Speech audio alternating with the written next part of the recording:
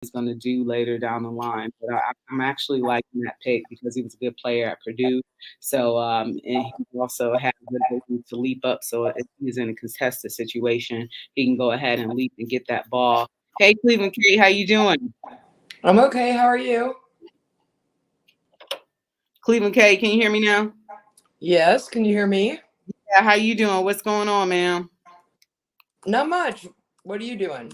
We talking about the Welcome. draft? Yeah, talking about the draft. I just went through two players, but I do want to get your opinions on the other two that I had went over and that I didn't get a chance to have you in for. So we can just go ahead and actually start with. So does Can this? we ease into the show? I feel like I joined in the middle of somebody else's show already. You Like, can what eat. is going on? You can easy in. Excuse me. I'm doing good. How was your weekend? It was okay. Yeah. Did you do Yeah. anything fun? No. No, not No. at all. No. I ripped out bushes and planted flowers and did yard work on Saturday, and then Sunday I ended up having to work from home. I was at Kalahari last week for Yeah, my how was company, that? had their expo. It was really good. It was nice, but I did a lot of talking. My voice was gone by Wednesday morning. I know that shocks you that I did a lot of talking, but I'm like, I can't talk anymore. I'm done. But so by Wednesday, my voice was gone and I wasn't even talking football. And then somebody made the mistake of saying, "So, Kate, what do you think about the Browns getting Deshaun Watson?" I'm like, y'all don't want to open that can of worms right now. And they did. And I told them, and they were just laughing. I felt like I was a stand-up comic. I'm like, I know y'all don't think. Did you get in the water or anything while you was out there? No, I'm not swimsuit ready yet, girl. I need another month before I'm swimsuit ready. Girl, you better get out there. You got somebody that like that body. You got a husband, girl. Please, I wish. You better look. They gonna get whatever body you gonna give them. I'm gonna be where I'm at, right? Yes. What did So you it, do? And anything fun? no, actually, just some running around and stuff like that. I officiate lacrosse now. So I started last season, and it's kind of funny. I tell people I'm a terrible referee, uh, and it's really hard. Like I try to tell people, officiating is tough. It is not easy. So, and especially I played the sport, I coached the sport, but the rules have changed so much. It's a completely different sport than what I actually played. So, trying to remember all the rules, all the infractions, all the fouls and stuff like that, it's a lot, getting it right and all that other stuff. So, um, so I was doing a whole bunch of running around this weekend, did some tournaments and stuff like that. So just pretty much that. So I actually had a low key weekend and really didn't do too much. Yeah. Watch the draft and stuff like that. But Those weekends, right? We need a weekend where we don't it went too fast. do too much. It went too fast. It always goes too Yeah. fast. It always goes too fast. But this past weekend, I was like, man, I'm definitely not ready for Monday. It was a crazy week. And here we are. Yep. So, so I know I mean, I know that this is something that excites you though. It has to, right? What? The draft. I didn't watch any of it. You didn't watch any of the draft? None of it. Really? I followed along on Twitter. I was so aggravated that we didn't have a pick until the third round that I didn't even watch. Yeah. I did my picks for the top 10 with my girls on our turf, and what's funny is I nailed the position, not all the players. Okay. Like I had Trayvon Walker going first, and so like as you go down the board, I nailed a bunch of the players. Some of them were in a different order, but I did get the position the top correct. So that was nice because it was a very different draft. There were no sexy picks. There were no hot names. There was no unified, no quarterbacks went early. I don't think we only had one go in the first round. Mm-hmm. So, and that was a shocker. Maybe not to a lot of people, but it was to me. I really thought Mike Tomlin was going to get the quarterback he wanted in this draft, and he did not. So we'll see what that locker room looks like in Pittsburgh with what's going to happen there coming up. But I mean, I guess the Browns did all right with what they got. They got 9 players in the, 3 in the third, and then just kind of moved their way down. They didn't take anybody that I hated. They didn't take anybody that I loved, right? But they plugged some holes, some desperately needed holes. I would say this draft was just kind of pedestrian. It was what the draft is supposed to be like. When they put those rookie pay scales in, it was supposed to make the draft more like this. Nothing sexy. You're taking defensive first round. You're taking positions of need. And it turned into, I'm going to take a quarterback who's going to start for me day one. And this wasn't that class. So this was really the first opportunity for teams to not have to face criticism and to go after the depth that they need and the positions that they needed filled the way that the draft is supposed to be. This is what the draft should be like every year. But it's not. Because there wasn't a hype, right? Because what you've got now is you've got teams, I think the last 2 years of COVID really showed these teams what injuries and illness can do to a team. Plus you had a 17th game, and now depth becomes even more important, and pitch count, if you will, snap counts, and how you're going to get your players through. It sounds like only one more game shouldn't be a big deal, but it is. And they learned that lesson last year. And I think that's why a lot of the teams found it easier to address these positions of need and to get the depth they need, so that when you go to next man up, it's not just some guy you signed from the practice squad. It's someone you took in the first or second round of the draft who maybe wasn't ready to start on day one, but he can come in and contribute. Yeah, that was something that I was talking about, with that, with them picking Martin Emerson, as a cornerback, and you already have, you signed Denzel Ward to the big contract, and you got Greg Newsome and stuff like that. But, one thing is we love Denzel, but he's had some injuries. So, having that depth is going to be important. And like you mentioned, that 17th game, which a lot of us have forgotten about, having them extra players, and, you could be on a pitch count and snap count with Denzel as well, too, to make sure, he's had soft tissue injuries, but those injuries have kept him out for weeks at a time. So that's a good thing that you mentioned about, injuries and stuff like that, and having that depth. So that's why that you can kind of see how that pick was made, as opposed to going for that wide receiver that everybody, thought we were going to pick first and we needed, but we didn't get. So. Yep. So what do you? The Browns traded what? Where do you want to go? Where do you want to go? Well, just first of all, your thoughts about them trading away their second round pick to Houston. So Houston is now their trade partner for everything, or what? I don't know. Huh? I didn't realize we didn't even have a second round pick until I was looking at the schedule, and I'm like, holy crap, we don't even pick until Saturday, whatever day it was. I'm like, this is insane. Yeah. So what are your thoughts about Martin Emerson, a cornerback from Mississippi State? Oh, wait, hold on. Before we get into that, we got to go into our first break. Let's take a break. Yeah, we'll be right back. You've been listening to Her in the Huddle on WOVU 95.9 FM. We'll be right back.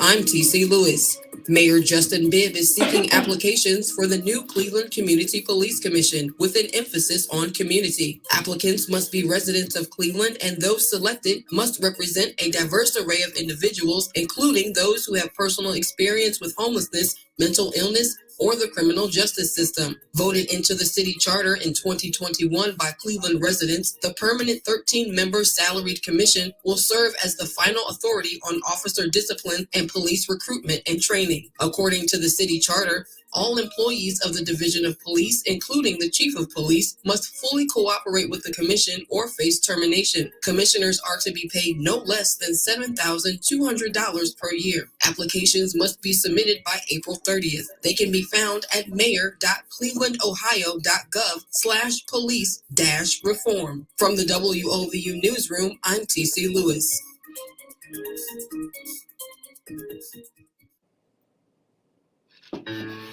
Welcome back to Her in the Huddle with Rachel Hill, the First Lady of Sports. All right, welcome back to Her in the Huddle, WOVU 95.9 FM. This is your girl, Rachel Hill, the First Lady of Sports, and I'm here with Cleveland Kate, and we are talking NFL draft this past weekend. So we have moved on to the first pick that the Cleveland Browns had. So they had some needs at wide receiver, defensive tackle, defensive end, and they picked a cornerback with their first pick of the draft. Kate, what are your thoughts about them picking a quarterback, first of all, first and foremost, when they had some other needs that it looked like they probably needed to rectify? Well, when you trade out of the second round for a couple later picks, you've got to really look at who's available still. Now, you're in the third round. Was he the fourth pick of the third round? You've got to look at best player available. We have so many positions of need, and this guy fills them because, like you said, we may have re-signed Denzel, but he's hurt a lot. And from an outside corner perspective, Emerson was like number 3 in the SEC when it comes to coverages, and I can't argue with the selection. I think he can be really explosive in coverage. He's really tall. He's got that length and that arm length that he can use to. He doesn't have a problem chest bumping receivers, right? He doesn't have a problem using his arms to reach in and grab balls and do that kind of thing. And he's got really good speed when he needs to close the gap on people. So I think he was a really good choice. And while you could argue there were other positions of need, I think they were able to fill those with equal caliber players later. I think this was the best guy left on, the best guy on their board when they got to this pick. Yeah, I agree as well. And then also too, don't forget you have Greedy Williams, who's also had some health issues as well. So and you're in a pass happy AFC where a lot of good quarterbacks. So having that depth and having good corners is something that is going to be important, especially when you're trying to make that playoff push. But you're going to be going against the Patrick Mahomes, and now you got Russell Wilson and Justin Herberts, and even in your own division and league, and as well. So that's going to be important too when it comes to playing against these quarterbacks who are going to be passing the ball. Being able to be on defenders tight and having them ball hawking skills. So I actually like the pick. I think it's a good pick, and I'm super excited to see what he's going to be doing. Yeah, I was more concerned with the Alex Wright pick, the edge defender, which was their next pick in the third round, just because I look at him as more of a developmental guy. He's going to need a little more time to get ready. He's not as big as I would like. I mean, you think 6'4", 225, but I bet when he stands next to Miles dwarfs him. You know what I mean? Yeah. And if this is going to be an edge rusher for you, you need someone a little bigger. Now, with that being said, he's also got a lot of athleticism. He reacts really well. He's very good at leveraging himself off blocks and he can get after the quarterback. I just think it's going to take, if I wanted a developmental player, I might have waited until one of the later rounds for that, as opposed to going here in the third, because there were some other players that I think I would have rather had at this point. But they did what they did. I think eventually he'll be okay, but I don't think it's going to pay off anytime quick. Yeah, we got to figure out what Jadeveon Clowney is going to be doing. Is he coming back? I think so. What's he waiting on? I don't know. Well, I don't got time for him to be taken all day. So, with everything else going on with this team, he needs to get his business handled and get himself together and get where he needs to get. Yeah. So, supposedly he has a good technique and stuff like that. So, he could be, paired really well with, Myles Garrett on the opposite side. So, we don't know what's going on with Jadeveon Clowney. I'm looking towards him re-signing. I hope, even if it's on a 1-year deal, but, I think he's shown that he's worth a little bit more money, that he can be paid. So I don't know if he's going to do anything long-term. I think he likes a 1-year deal. So even if he chooses to stay on that, I'll take it. But it's always good to have somebody just in case. And Jadeveon Clowney has had an injury history as well too. So when we talk about depth and things like that, that's something that, can be thought about too. So then the Browns went number 99 and they picked David Bell, wide receiver out of Purdue. So when you had came into the show, that was somebody who I was talking about, and his stock had dropped a little bit because his athletic testing wasn't done. But he had 93 receptions for 1,286 yards with 6 touchdowns for Purdue. I didn't get a chance to. I don't remember him from the Purdue game against Ohio State, but Yeah.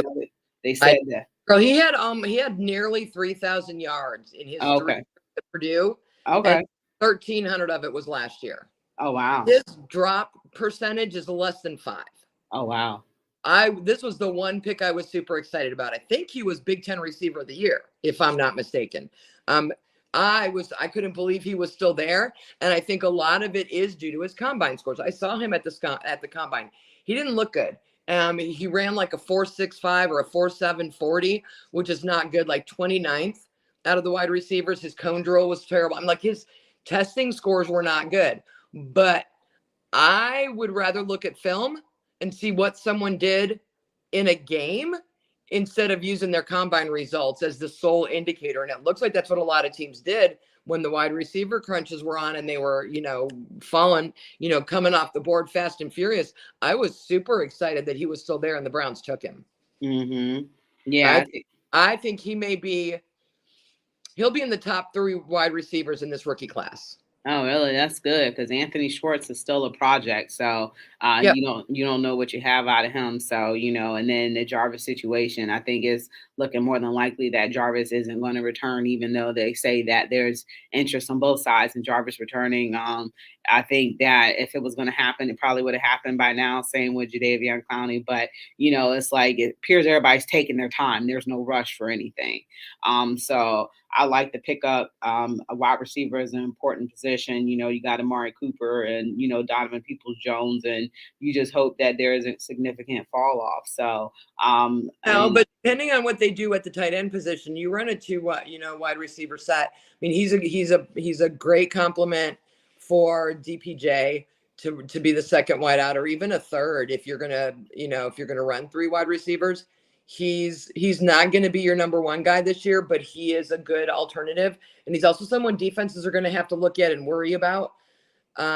Because there's not a lot of, there's college film on him, but that's not the same as pro film. So they're going to have to keep an eye on you. You go to him a couple times early, and what you can do then is draw the defense off of DPJ or Schwartz or whoever, and he can then become a decoy for that. So you've got a lot of options with him. He's somebody defenses are going to have to worry about. Mm-hmm. And his speed will probably increase. I don't really worry about that, combine speed. Games than he was in testing. Yeah, people get nervous and stuff like that, so yeah.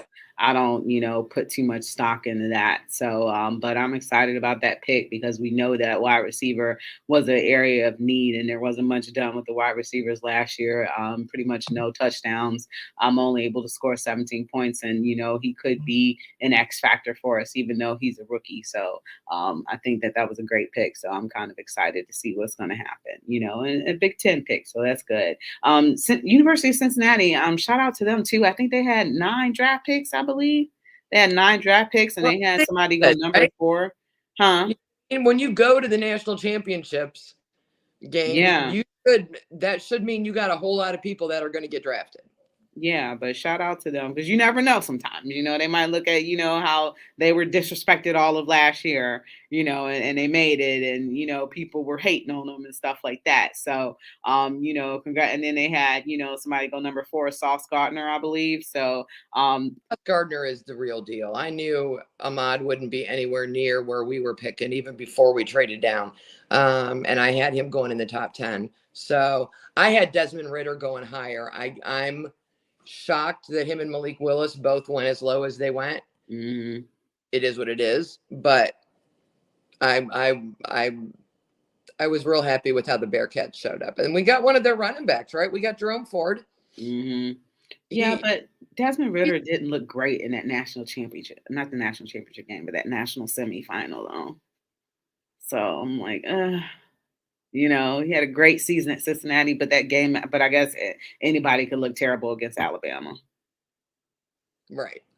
But I'm like, Cincinnati could have had a chance. Alabama wasn't that great. Like they didn't seem like they were the Alabama of Alabama that they usually are. I'm like, No, but Cincinnati. yeah, but again, scouts are looking at more than just that. Yeah. But hats off to them. Congratulations to them. And so let's take a break right quick, and then we'll come and we'll get on Perry and Winfrey and how much of a steal that was. So we'll be right back. You're listening to Her in the Huddle on WOVU at 95.9 FM. Be right back.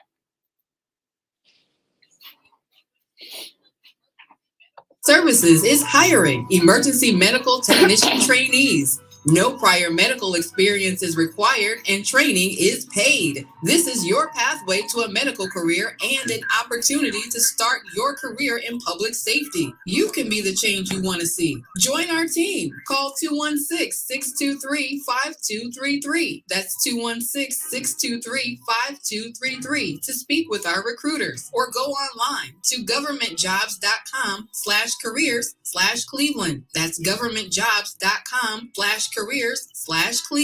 Apply today. This message is brought to you by the City of Cleveland's Division of Emergency Medical Services and WOVU 95.9 FM. Our Voices United. Burton Bell Carr Community Radio.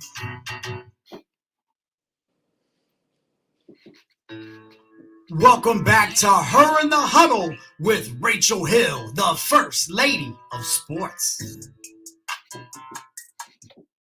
All right. Welcome back to Her in the Huddle on WOVU and 95.9 FM. This is your girl, Rachel Hill, and I'm here with Cleveland Kate, and we are talking some Cleveland Browns and talking some draft. And always keep in mind that you can listen to us on regular radio at 95.9 FM. You can download that WOVU app so you can listen to us on the go. You can listen to us online at WOVU.org. And you can always give us a call at 216-271-0959. But you can also watch us in StreamYard as well. All Sports All Plays Network on Facebook, so you can watch us live. And Willie says, yo, and George says, Browns picking David Bell from Purdue is a find by Cleveland. Also, we drafted to fill the roster and got a kicker and a good one in the 4th round. So, but one of the picks that we wanted to talk about before we got to that kicker is Perry and Winfrey, defensive tackle from Oklahoma. And this was somebody who people weren't expecting to be around when he was. So he dropped a little bit, and we got him at pick 108. And they said that he's a ferocious passer on the inside, and he'll get a ton of opportunities opposite Myles Garrett. Well, Myles will be next to him, and he turned a lot of heads at the Senior Bowl by having a really good Senior Bowl. So, Kate, what are your thoughts about Perry and Winfrey and getting him? It's kind of like getting JOK where we got him at last year. And, right? Yeah. I thought he was in the 2nd round. To me, he's one of the top 5 in the draft. And the fact that 6 guys went, he was the 7th one taken, and that he was still there when we got there is beyond. I don't know why he fell the way he did. There's nothing in his numbers. There's nothing in his social media. There's just no stories out there that explains why he dropped down to 108th out of overall. What I do like is that he's got a little bit of chip on his shoulder. Dude's a little salty that he was still there when the Browns took him, was very thankful that the Browns took him. And maybe he's going to bring a little bit of that, I got to prove myself energy to camp and show people what they passed on by not taking him. Mm-hmm. Yeah, they say that he has some work he can be doing in the run game, though. So that might have possibly, been a knock or what have you. But let's face it, NFL teams are passing game. They're passing teams, right? That's the big thing with the game is wide receivers are a big deal. Quarterbacks and passing is a big deal. The run defense isn't as important, I don't think, to teams as it should be. It's important to us because we play AFC North football. The NFC North is the same thing. We play in weather, we play in crap, we play in situations where you have to run the ball. And so run defense is a big thing for us, and he will improve on that. But I think overall, he's someone who's going to have an impact really quickly as soon as he gets to play. Yeah, I'm excited, especially having a chip on your shoulder. We love guys like that. And JOK came out and balled. So Perry and Winfrey can come and do the same thing. So I'm excited for him as well. So So one of the things that we needed desperately, and I don't know how we got ourselves into that situation because I used to like our special teams. I don't know about you, but I missed the Scottish Hammer. I thought he was a great punter. Obviously, that play against the Kansas City Chiefs wasn't it, and I think as human beings sometimes we have a momentary lapse of judgment, and that's something he had. I don't know if it was worth getting rid of him because pretty much overall, he pretty much had been a successful punter. And then all of a sudden, it was like he did one thing and then it kind of just piled on and they got rid of him. So, but going back to special teams, pick number 124, Kate York, kicker, LSU. So struggled to find a kicker for a little bit. And Cade has not missed the extra point in the last 2 seasons, and he's made 15 out of 19 attempts from 50 or more yards. So he has a lot of good leg strength, which is going to be important, especially kicking in Cleveland Brown Stadium. Kate, what are your thoughts about us drafting the kicker and not signing one in free agency or anything like that? I mean, I didn't mind, and I don't mind when you get the best kicker in the draft in the 4th round. I was a little sad because then they immediately let Chase McLaughlin and Chris Blewett go. And I love me some Chase McLaughlin. I thought he did a very nice job for us last year in some tight situations and with his field goal kicking and stuff. So I'm not sure, why they felt they needed to do that. But at the same time, you got the best kicker in the draft. Cade York is, his draft, his stats were good. His stats were good. Like you said, 15 of 19 from 50 plus. That's going to be a big deal around here because he's going to have to do that. I don't know how windy things get down in Louisiana, down at LSU. I'm hoping he's ready to deal with the weather we get up here. So, we'll have to see how that goes. When Pat Mahomes of the Chiefs sees you kicking in the All-American game and comments on it on social media, it kind of brings your name to people's mind. So I already knew who he was before we took him. So we'll see. I mean, I don't know. I personally think we were fine with McLaughlin, and if you wanted one, you could have gotten a lesser caliber kicker later. But I guess if they're going to draft a kicker, look, Cincinnati did it last year with Evan McPherson, drafted him, and he ended up kicking butt and taking names for them. So, I guess Cade York is going to be the name to keep an eye on this year. Mm-hmm. See how he does. Mm-hmm. Yeah. A lot of the people were giving him a C, at the Browns a C for the grade on that pick. They got a lot of B's and C's. Mm-hmm. But at the same time, I think they just gave him a C because they took a kicker, not necessarily because the person they took, or it could have been because you took a kicker in the 4th round. You know what I mean? I think that's why they got a lot of C's for that grade. People felt they had more positions in need. I wasn't thrilled that we took a running back in the 5th round. Yeah, speaking of that. Right? And I know we need depth, and I know you got injuries, and I know all of that. And Jerome Ford is a very nice running back out of Cincinnati. We were just talking about the Bearcats. He had over 1,300 yards last year. He was averaging over 6 yards a carry. And I think he had close to 20 touchdowns. So, dude's good, but he was in Alabama for a couple years before he transferred to Cincinnati. I don't know if that translates into he's got some issues committing.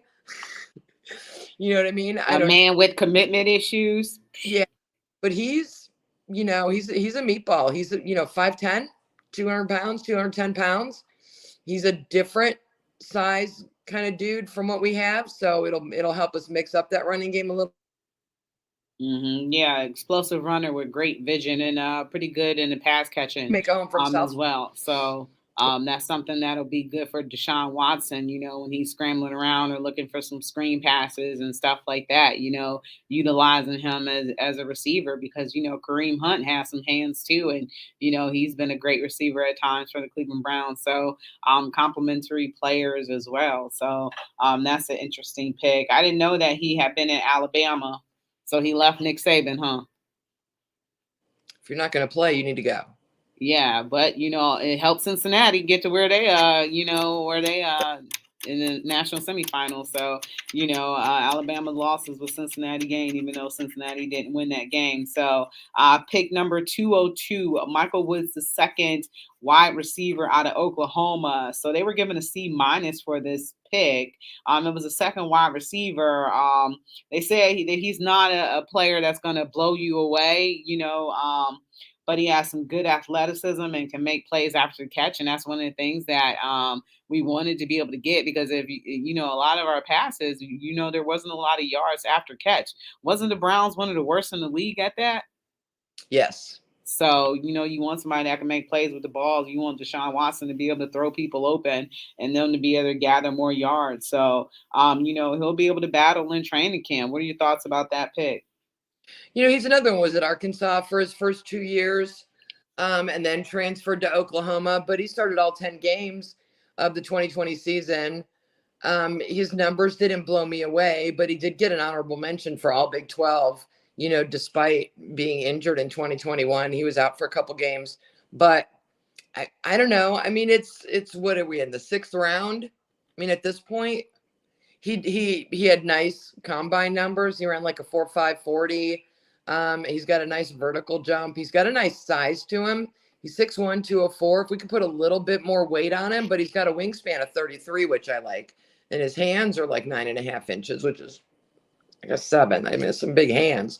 So he can catch. I actually saw him do his interview. Seems like a good, solid character guy. So we'll see. And he's going to be another one of those who's like, who's going to have a little bit of a chip, because I think he thought he would go earlier than he did. I think a lot of us thought wide receivers that we would see a ton of wide receivers go early. And for him to still be around in the 6th round, I think he's got a little bit of tude. Nothing wrong with that. Mm-hmm. Yeah, definitely. So, pick number 223, Isaiah Thomas, edge. We needed another basketball player for the Cavaliers, so I thought it was great that they took Isaiah. Different Isaiah Thomas? No, there's a lot of Isaiah Thomases. So they added to the defensive line by adding a player who had a much earlier round prospect, but he didn't go earlier, so he's quick off the line, and he finished with 7 sacks and 7.5 sacks the last 2 seasons. So he's got a lot of experience, and he can get to the quarterback consistently. And for a 7th round pick, I guess it was a pretty good pickup. Yeah, he didn't start until his junior season. He was redshirted, so I guess it was his 3rd year, whatever that comes out to be. But he racked up the numbers once he got in there and started going, had 10 sacks that first year. So I think he's someone that's proven that he's coachable, that he can grow, that he can improve. So, we'll see. He played defensive end at Oklahoma. They play a lot of like 3-3-5. Which I don't think you see that as much in the NFL, but again, he did that. By the time he graduated, they were running a 4-3. So I think, again, he's versatile, he's coachable. He's someone who's going to continue to improve while he's here. And I guess when you get to this point in the draft and you're talking about the 7th round, you need somebody that's going to show you that they got a little more ceiling than they do floor, if you know what I mean. So I was going to say Baker be happy to see someone from Oklahoma there, but I don't know what they're going to do with Baker. We got to have that conversation soon. Yeah, a few people from Oklahoma is there. I wonder the conversations that are taking place and being had and stuff like that. You think Baker in their ear? I don't know. I hope not. I don't know. I hope he's staying clear of them, or if not, not saying anything bad about the organization and, just keeping that as a separate situation. So, yeah, like you were upset about things and all that, but we're at a point now where you need to just be quiet, keep your head down, because you could very well be back here. Uh-huh. the Browns definitely don't want that to happen, and they're going to do everything in their power to make sure that he's not. But let's definitely hope not. And then look, we're going to go ahead and take another break, and then we're going to come back with our last draft pick, and then some of our undrafted free agents or whatever. So we're going to be right back. You're listening to Her in the Huddle on WOVU 95.9 FM. We'll be right back. Who has the hottest app in the city? WOVU 95.9 FM. Siri, tell them why WOVU 95.9 FM got the hottest app right now. WOVU streams at 192 kilobits per second, giving the best sound in the city. WOVU has a new So I sound texted coming out Kara. app right now. The only one in the city, 192 kilobytes per second. Listen, man, it is going down. That's what you're telling me, Siri? That's right, DJ Chris Styles. You already know what it is. Listen, check out our new sound right now. Go to your mobile store app, download WOVU 95.9 FM, and check us out right now. Tell everybody, listen, we coming at you. This is the Burton Bell Call Community Radio Station. You already know what it is.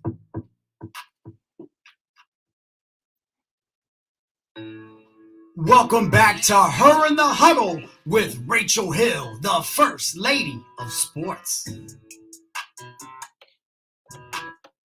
All right, welcome back. You are listening to Her in the Huddle on WOVU and 95.9 FM. This is your girl, Rachel Hill, the First Lady of Sports, and I'm here with my girl, Cleveland Kate, and we are discussing some of the Browns draft picks from this past weekend's draft. So it's so funny that draft was held in Las Vegas, and I thought they did a great job. It was held on the Strip, and people who've never been to Las Vegas before, the Strip is live anyway, but to have the NFL draft live on the Vegas Strip is just super dope in my opinion. I wish I had a chance to go out there, but it's just awesome. So hopefully everybody had a good time, and it was a good time in Cleveland. But they said they had over 100,000 people show up. But who knows with everybody that's already in Vegas already? Who knows what that real number is? It could be anything. So Kate, one of the last picks in round 7 we had was. We had pick number 246, and I think his name is awesome. Dawson Deaton, center, Texas Tech. And he was a 3-year starter on Texas Tech, so he brings a lot of experience at center. And he's an athletic center that moves well in the space. So I guess this is something that, the Browns could, easily, plug in and out with the offensive line that we already have. So what are your thoughts about them taking another center?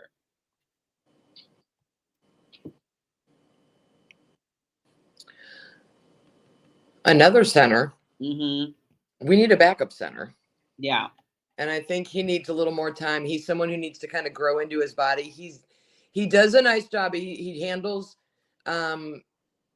his footwork, his leverage when he's down in the crouch, when he, snaps the ball, he's able to get off quick to move forward. He can tie up 2 defenders easily, but he is a little thinner on top than I like my center to be. I like my center to be sort of like I don't know if I can, like a upside down triangle, like a slice of pizza. If you can see my hand, like fat side top, and he's more fat side. He's got booty. So like booty bigger than his shoulders. I need him to muscle up a little bit. Mesomorph, or you remember those shapes, the ectomorph and mesomorph and pear shape like and that. Stuff. Yeah. Okay. So I mean, he's very good, but he does. But I think for the NFL game, he's going to have to get a little bigger, and he's going to have to adjust better to where the gap's at. He didn't have to do that a whole lot in college, but he's going to need to he's a position blocker. So like when he's setting his feet and he's up and he goes, he can go. But if the defenses know that and they start shifting on him and moving where they're at, it's going to take him a little bit to adjust. He's going to have to learn how to adjust to that. So he needs some work. However, it was the 7th round, right? Mm-hmm. Those are the guys you take in the 7th round, the guys that need a little bit of work. And we got time to give him work, and he'll be, okay for what we need him to do, which will hopefully be a kind of fill in if someone's injured or if someone needs to be out for a snap or whatever. So. Yeah, so then they went and they signed some undrafted free agents. So you got some guys that are going to try to make this roster. Brock Huffman, offensive line, Virginia Tech, Travell Harris, wide receiver, Washington State, Isaiah Weston, wide receiver, Northern Iowa, Silas Kelly, linebacker, Coastal Carolina, Zaire Mitchell, tight end, Florida Atlantic, Michael Harley Jr., wide receiver, Miami, and Anthony Bell, safety, West Florida, um, Glenn Logan, defensive tackle, LSU, Ben Petrula, offensive tackle, Boston College, Felix Harper, quarterback, Alborn State, Julius Falk, cornerback, Delta State, and Malik Smith, tight end, Fisk. What is your grade overall, Kate, on the Browns draft? Yeah, B minus. Yeah, I was seeing a lot of B's. I was seeing some A minuses. I was seeing Yeah. a lot of B's. I mean, you don't get an A for this draft. Couple You C's. traded out of the second round, that automatically gets rid of the A's. It's not even an option when you don't pick till the third round. Sorry. Yeah, but do you think that they did a good job at filling needs and taking the best players available? Yes, for the most part. Mm-hmm. Out of the 9 guys, I'd give them a B on 6 of them and a C on the other 3. So that averages out to like a B minus. Mm-hmm. Yeah, and this team, I think, they have a chip on their shoulder. They were slated to, they're always, slated to make a Super Bowl pick, and they didn't, and they performed really well coming off of their first playoff appearance in like 26 years. So I think this team has a chip on their shoulder. So I think that with these new players, I think Yeah, that but I don't know why, because their wounds were self-inflicted. It ain't like nobody did nothing to them. They put themselves in this position. You know what I mean?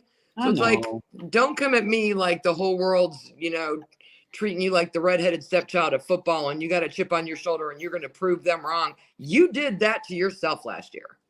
Well, I think that they know that they're better than, or They are better than they played, but at the same exactly, time, you are what your record says you are. exactly. And they know that they can be So, better, and they expect better out of themselves, but they didn't have the best quarterback play. So I think that this team is determined to move away from that and show, like, a lot of these receivers and stuff are motivated to show what they can do, outside of having the quarterback that they had. and again, I'm going to defend him. He was injured. Yeah.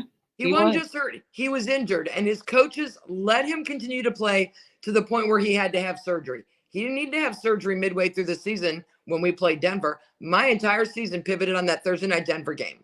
If you'd have sat him for 4 to 6 weeks then and just let Case Keenum start, he wouldn't have needed the surgery. That shoulder, non-throwing shoulder, got re-injured the next week against Baltimore, which is what ended up having to require him to have surgery. So he wasn't managed well. And I don't care how many times the player says to you, yeah, coach, I'm good. Put me in. Someone has to be the grown-up in the room and the responsible party and say, no, dude, I get it. I appreciate it. But you're not just hurt. You're injured. You're now going to be a detriment to my team if you are on the field. And that's what he was. To the extent that we don't even know what these other wide receivers and tight ends are capable of doing.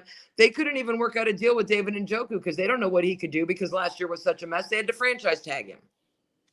If I was Baker, if I'm wearing a sling, I'm not playing. I'm not Exactly. playing. I don't care what anybody says. That's I'm your not future. playing. That's your entire future. You ain't And your made money enough money yet for the next generation of Mayfields. You're still young. You're still on your rookie deal. You're still spending money like there's no tomorrow. So you needed to not play while you were in a sling. This was his money year, and he cost himself millions of dollars. I wouldn't have did it. I don't care what anybody say. And I get that that's his motivation. He'd have been better off sitting those 6 games because then you come back, you roll into the tougher part of the schedule, you win out, you go to the playoffs, you go to the Super Bowl, and then you get your money. Instead, the worst thing possible could happen. You play hurt, you play injured, and you look like crap, and then your team goes and spends way too damn much money for somebody else. And now you're all upset and embarrassed and butthurt, and you can't show your face in town, and you're letting your emotions all up over your social media. Stop. Be quiet, sit home, stop. Yeah, I mean, he didn't do himself any favors with that interview that he did, I'm still hoping he either goes to Carolina or Seattle. I think Seattle is a really good place for him where he would thrive. I want him to go to Carolina just because it'd be hilarious to have him and Darnold on the same team what, 4 years after their draft class? 5 years? Yeah, that's bad though. I never liked Sam Darnold from the get go. I don't I understand why wanted people Sam were Darnold. so. And I'm still not sure I was wrong to want Sam Darnold, but You he has wanted Sam not been Darnold? with a team yet that has taken advantage of what he does well. So who's to say if he'd done better here or the same as Baker did here? I don't know. But at least Sam Darnold's tall enough to see over the offensive line.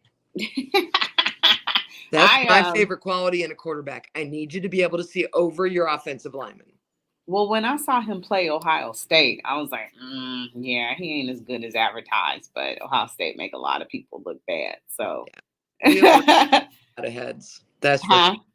We own real estate in a lot of people's heads because Yeah, they come in here knowing. yeah. And we So, get people's A game for the exact same reason. They come in here and you get a good game out of teams that won't play that well the entire rest of the year. yeah, yeah. I feel bad for Baker. I do. I do too. I can't feel No. too bad for millionaires because at the end of the day, he still got a ton more money just sitting there, depending on what the next teams are going to do with him. So, he's all right financially. But, I feel bad for him a little bit, and I hope that, he will be put in a situation in which, he will be able to, prosper and flourish, not anything where he ever beats the Cleveland Browns or anything like that. But I hope he gets put in a better situation. So do I. And I hope someday we have a guy on our team who's number 16 so I can add a 1 to the 6 on my tattoo and go move forward with my life. But I'm leaving my 6. Oh my God. I got it for a reason. It's good memories for me. I'm good with my 6.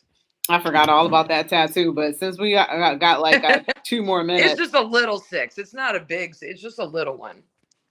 Yeah, I know. I'm seeing it.